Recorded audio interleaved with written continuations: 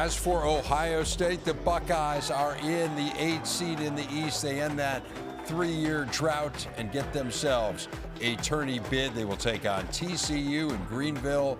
South Carolina, if you win that, you got to take on the top seed Duke.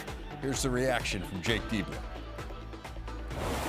This is a payoff moment, but, we want to keep this momentum going. That was a big thing we talked about, today before we got together was, we're playing our best ball at the right time of the year. Let's keep it up. This team has overcome a lot to get to this point, and not just get to this point, but to be playing our best ball late. And it's a blessing. We still got a final chapter for this season to write, and I'm looking forward to seeing how that plays out. Buckeyes fans are as well. This is an interesting team in TCU. I mean, they have some good wins. They've beaten Iowa State, Texas Tech. They nearly beat Michigan. It's Jamie Dixon, so they're going to play good defense. Yes. They're going to try to grind you out. Absolutely. Jaden Pierre from the opposite side is making a lot of shots. He's been terrific. The defense, David Punch, has been so physical and so tough, and that's been a big difference for them as they've gone through this great stretch. And I think that one of the things that I really liked about that reaction for Ohio State, you saw the room when they went up on the board.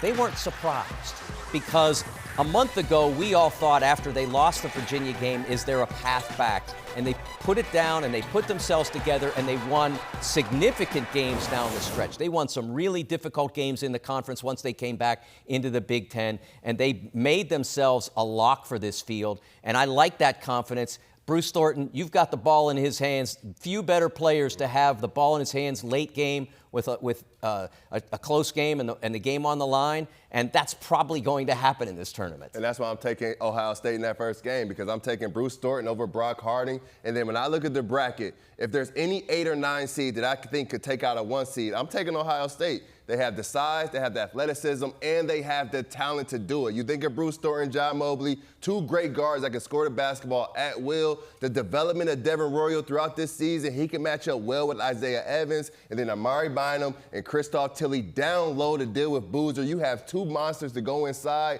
to maybe mix it up a little bit. I would not be surprised at all if Bruce Thornton goes out there and drops 30 and knocks off Duke and gets all the way to that Sweet 16. What an amazing story would be. Just so happy that Bruce Thornton is playing in the NCAA tournament. He's done everything right that you should do as a student athlete in college hoops, and it's awesome that it's going to finish off with him leading the school that he loves so much to the tournament.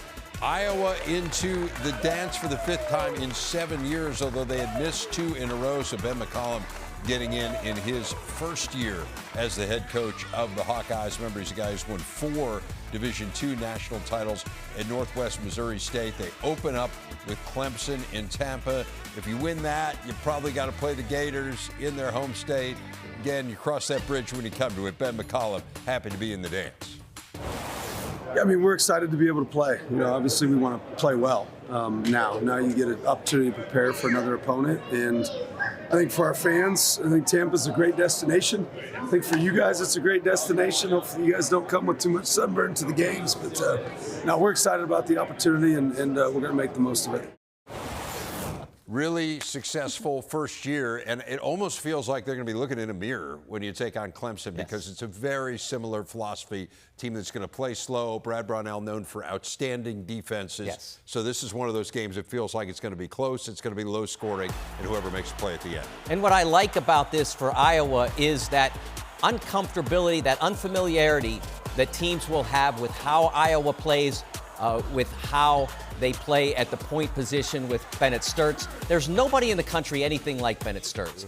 He completely commands the offense. He has so many tricks that others haven't seen. And I think Clemson's defense, they've played some great players, don't get me wrong. Great players in the ACC, but they haven't played anybody who plays the game the way he does. And again, I went back to that idea of that unfamiliarity can really make a difference. It did for them a year ago when they were at Drake. No, I like what you said there, Mike, because when I'm talking to Big Ten coaches around the league, when they talk about Iowa and Bennett Sturtz, they all say the same thing. I didn't know he was that good. I didn't know he was that big. I didn't know he played off the ball. So I'm looking at Bennett Sturts in this Clemson matchup. I like Iowa because it's going to be a slow game. It's going to be in the half court. It allows Iowa to stick around. If they bring that toughness inside with Banks and Manuel, I give them a chance because at the end of the day, if it's a close one, Bennett Sturts going to win it for you. And then you get to that next round, you get to Florida, you just need your interior guys to be tough. You need to keep it in the half court. If you can keep Florida in the half court and you keep them out of transition, and if you can rebound with them, that's always going to give you a chance. These guys haven't played together in the NCAA tournament, but they've played well individually at other places.